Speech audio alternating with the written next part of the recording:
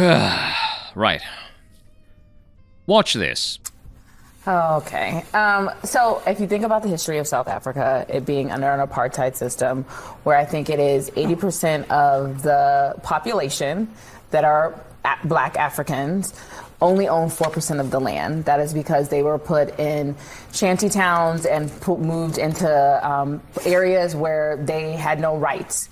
And so 30 plus years ago, they went through a the apartheid system ended, and they reformed their constitution under the great leader of Nelson Mandela, and that allowed for a racial reconciliation, one that this country has yet to do, but South Africa did it, and they reformed their constitution, and part of that is that the people who are native to that land deserve their rightful land back. That is not what the Afrikaners actually want to have happen, which are the white Africans, and so who are not originally from Africa, who colonized South Africa also.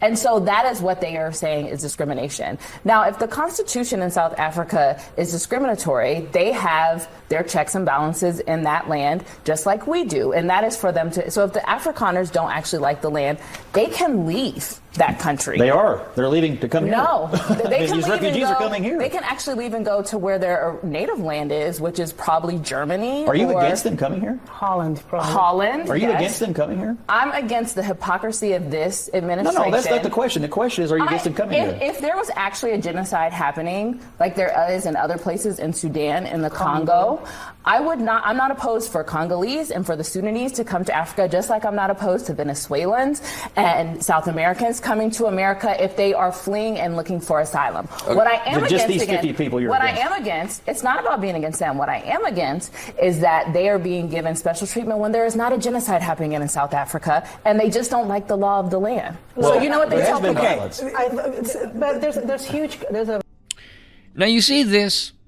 This is why I moved towards a monarchical worldview, dissident perspectives, power dynamics, and, actual right-wing thought, to divorce myself from this inadequate, tedious pablum. In fact, I want you all to do me a favor, all right?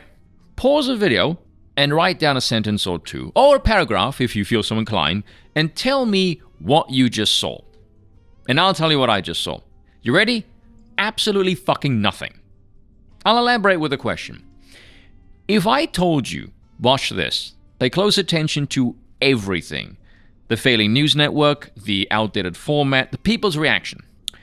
If I told you they're going to discuss the Afrikaner refugee situation, but watch it on mute, how many of you would be able to tell me exactly what all of their positions would be? I would dare say almost all of you would be able to score at least 90% accuracy. Hell, let's go one even further. What do you think your chances would be of gauging most of their political perspectives? Similar scorelines, I would imagine, which means once you clock this, there is nothing to be gained from any of these idiots, and all of them become objectively useless. Does no one else find that kind of weird? Oh, we shouldn't be racist, we shouldn't be sexist, don't be collective, don't be tribal, spare me your insipid new age liberal bullshittery. Just through race and sex alone, I can accurately assess these NPCs with a disturbingly high degree of accuracy. So no thanks, I will stick to my discriminatory pattern recognition. It's highly functional, especially when your entire cast of misfit caricatures was yanked straight off a fucking Stone Toss cartoon. And is this what these so-called people actually believe in? Or are they just NPCs to portray the acceptable bounds of discourse? Come to think of it, that hardly matters now, does it? Either they were hired to play the part or hired because they have the acceptable opinions to play the part. They're just scripted drones. You could replace them with actual actors and nothing functional would change. It's like near the end of The Matrix when Neo starts seeing the agents in code. None of these people's opinions are based on anything resembling objective reality. No, it's a carefully curated environment with limitations on what they're allowed to say. They don't exist as individuals, they exist as functionaries. And because these scripted drones are so formulaic, so are the responses. In fact, they're eerily similar to debate reactions, come to think of it. If you go watch two YouTubers, for example, debating, and you peruse their respective streams, you'll find virtually no objectivity, just cheerleading or shitposting, and that's basically it. And you all know this, not exactly groundbreaking, is it? But it's the same thing on social media. The kinds of people who would post such a clip, would very likely use their profile to flex their political allegiance.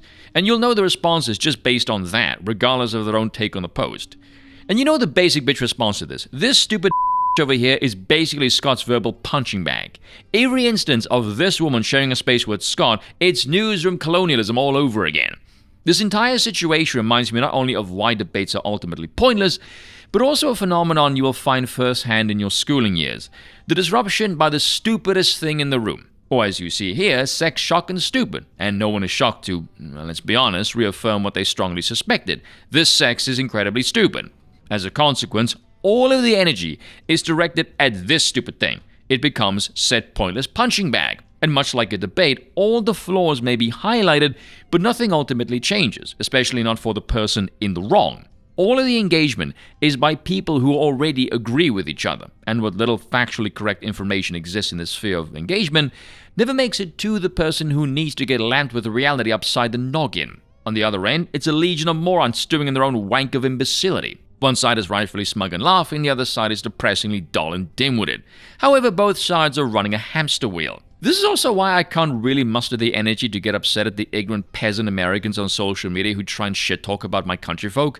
I don't consider them creatures who possess any semblance of sapience. They're scripts running on a feedback mechanism.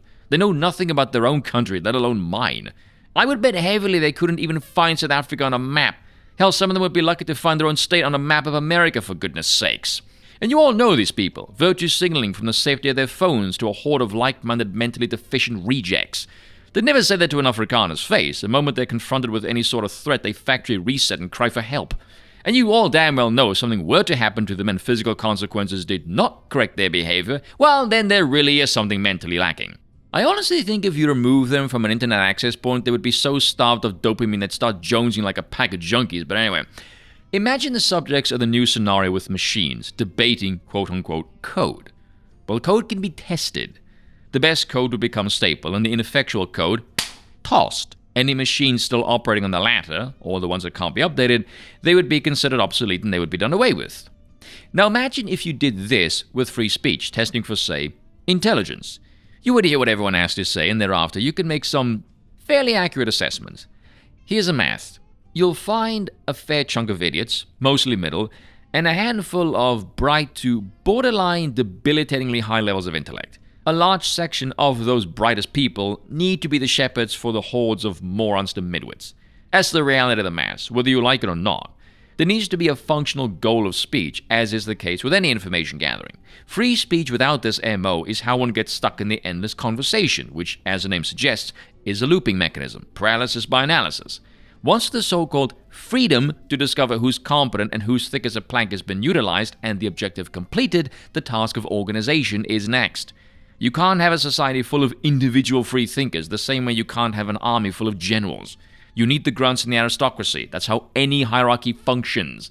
In a sane society, this one would be quickly identified as inadequate and be excluded from any apparatus of influence because she's functionally arse. Nothing she has ever said or done is useful, especially given her special brand of politics. The fact that she's there in any capacity and seems legitimately stupid by any objective metric tells me she's either genuinely thick as porridge and has no idea what the hell is going on, or is more than willing to contribute to the already negative reputation her race and sex has, or because she gets paid for it. My god, I can't figure out why the fatigue is reaching critical mass. What a soulless wanker. Cheers, Vodka. Once again, I apologize for nothing.